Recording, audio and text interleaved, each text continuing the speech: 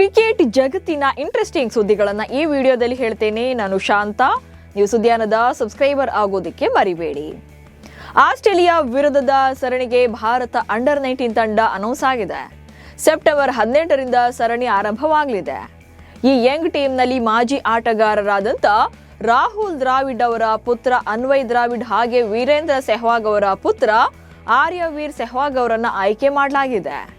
Anvay Dravid wicket keeper ಆಗಿದ್ದಾರೆ. ಹಾಗೆ ಆರ್ಯವೀರ್ ಸೆಹ್ವಾಗ್ ಸದ್ಯ ನಡೀತಾ ಇರುವಂತ ಡೆಲ್ಲಿ ಪ್ರೀಮಿಯರ್ ಲೀಗ್ನಲ್ಲಿ ಉತ್ತಮ ಪ್ರದರ್ಶನ ನೀಡುತ್ತಿದ್ದಾರೆ. ಕನ್ನಡಿಗ ದೇವದತ್ ಪಡಿಕ್ಕಲ್ ಸದ್ಯ ಉತ್ತಮ ಫಾರ್ಮ್ನಲ್ಲಿದ್ದಾರೆ.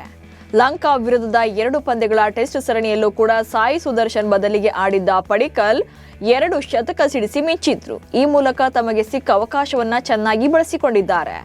ಇದೀಗ ಕನ್ನಡಿಗ ಐಸಿಸಿ ಟೆಸ್ಟ್ ರ್ಯಾಂಕಿಂಗ್ನಲ್ಲಿ ಟಾಪ್ 50ನಲ್ಲಿ ಸ್ಥಾನ ಪಡೆದಿದ್ದಾರೆ. ಆದರೆ ಲಂಕಾ ವಿರುದ್ಧದ 2 ಶತಕಗಳು ಇನ್ನೂ ಕೂಡ ಪರಿಷ್ಕೃತ ಟೆಸ್ಟ್ ಶ್ರೇಯಾಂಕದಲ್ಲಿ ಸೇರ್ಪಡೆಯಾಗಿಲ್ಲ. ಹೀಗಾಗಿ 2ನೇ ಟೆಸ್ಟ್ ಮುಕ್ತಾಯದ ಬಳಿಕ ಪಡಿಕ್ಕಲ್ ಅಂಕಪಟ್ಟಿಯಲ್ಲಿ ಮತ್ತಷ್ಟು ಮೇಲಕ್ಕೆ ಏರುವಂತ ನಿರೀಕ್ಷೆ ಇದೆ. ಭಾರತದ ಯುವ ಬ್ಯಾಟರ್ ಧ್ರುವ್ ಜುರೇಲ್ ತಾಂತ್ರಿಕ ಸಾಮರ್ಥ್ಯವನ್ನ ದಕ್ಷಿಣ ಆಫ್ರಿಕಾದ ಮಾಜಿ ಕ್ರಿಕೆಟಿಗ ಎಬಿ ಡಿವಿಲಿಯರ್ಸ್ ಶ್ಲಾಘಿಸಿದ್ದಾರೆ. ಜುರೇಲ್ ದೀರ್ಘಕಾಲ ಭಾರತ ಪರ ಆಡಬಲ್ಲ ಸಾಮರ್ಥ್ಯವನ್ನು ಹೊಂದಿದ್ದಾರೆ. ಅವರ ತಂತ್ರಗಾರಿಕೆ ತುಂಬಾನೇ ಚೆನ್ನಾಗಿದೆ. ಕೆಎಲ್ ರಾಹುಲ್ ಅವರ ಬಳಿಕ ತಾಂತ್ರಿಕ ಸಾಮರ್ಥ್ಯ ಅತ್ಯುತ್ತಮವಾಗಿದೆ.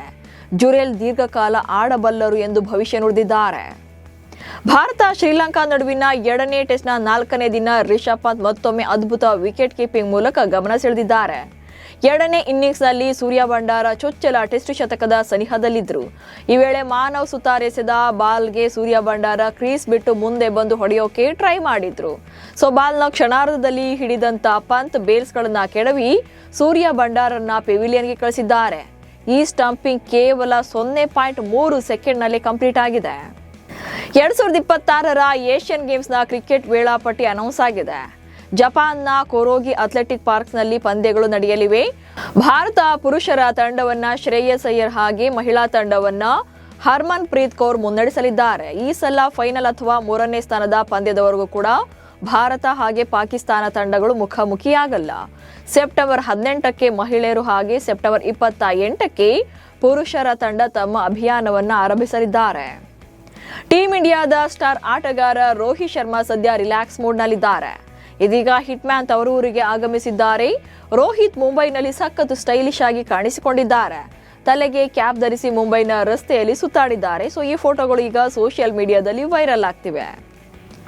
ಐಸಿಸಿ ಟೆಸ್ಟ್ ಶ್ರೇಯಾಂಕದಲ್ಲಿ ರಿಷಬ್ ಪಂತ್ ಭಾರಿ ಮುನ್ನಡೆ ಸಾಧಿಸಿದ್ದಾರೆ. ಲಂಕಾ ವಿರುದ್ಧದ ಪ್ರದರ್ಶನದಿಂದಾಗಿ 711 ರೇಟಿಂಗ್ ಅಂಕಗಳೊಂದಿಗೆ 7ನೇ ಸ್ಥಾನಕ್ಕೇರಿದ್ದಾರೆ. ಈ ಮೂಲಕ ನಾಯಕ ಶುಭ್ಮನ್ ಗಿಲ್ ಅವರನ್ನ ಸರಿಗಟ್ಟಿದ್ದಾರೆ. ಯಶಸ್ವಿ ಜೈಸ್ವಾಲ್ ಟಾಪ್ 10 ನಿಂದ ಹೊರಬೀಳುವ ಮೂಲಕ ಅಚ್ಚರಿ ಮೂಡಿಸಿದ್ದಾರೆ.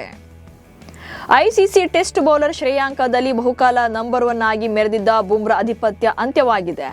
600 ದಿನಗಳ ಕಾಲ ಟೆಸ್ಟ್ ಸ್ವರೂಪದಲ್ಲಿ ನಂಬರ್ 1 ಬೌಲರ್ ಆಗಿ ಉಳಿದ ಬುಮ್ರಾ ಈಗ ತನ್ನ ಪಟ್ಟವನ್ನ ಕಳ್ಕೊಂಡಿದ್ದಾರೆ. ಜಸ್ಪ್ರೀತ್ ಬುಮ್ರಾ ಅವರನ್ನ ಆಸ್ಟ್ರೇಲಿಯಾದ ಸ್ಟಾರ್ ವೇಗಿ ಮಿಚೆಲ್ ಸ್ಟಾರ್ಕ್ ಹಿಂದಿಕ್ಕಿದ್ದಾರೆ. ಇದೇ ಮೊದಲ ಬಾರಿಗೆ ನಂಬರ್ 1 ಪಟ್ಟಕ್ಕೇರಿದ್ದಾರೆ. ಮತ್ತೊಂದು ಕಡೆ ಜಸ್ಪ್ರೀತ್ ಬುಮ್ರಾ ಟೆಸ್ಟ್ ಪಂದ್ಯಗಳಿಂದ ಹೊರಗುಳಿದಿರೋದು ಅವರಿಗೆ ಹಿನ್ನಡೆಯಾಗಿದೆ.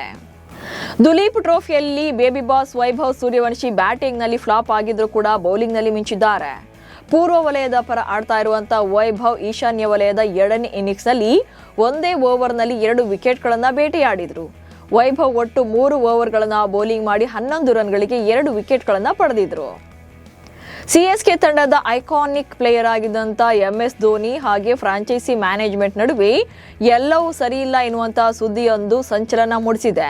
ಧೋನಿ ಅವರು ಸಿಎಸ್ಕೆ ತಂಡದಲ್ಲಿ 25% ಪಾಲು ಕೇಳಿದ್ದಾರೆ. ಹಾಗೆ ಈ ಮಾತುಕತೆ ವಿಫಲವಾಗಿದೆ ಎಂಬುವಂತ ವರದಿಗಳು ಹರಿದಾಡ್ತಾ ಇವೆ. ಆದರೆ ಈ ವರದಿಗಳನ್ನ ಮಾಜಿ ಕ್ರಿಕೆಟಿಗ ಹಾಗೂ ಪ್ರಸಿದ್ಧ ಕಾಮೆಂಟೇಟರ್ ಆಗಿರುವಂತ ಆಕಾಶ್ ಚೋಪ್ರಾ ತಳ್ಳಿ ಹಾಕಿದ್ದಾರೆ. ಇವಿಷ್ಟು ಇವತ್ತಿನ ಕ್ರಿಕೆಟ್ ಬಗೆಗಿನ ಸುದ್ದಿಗಳು. ನಮಸ್ಕಾರ.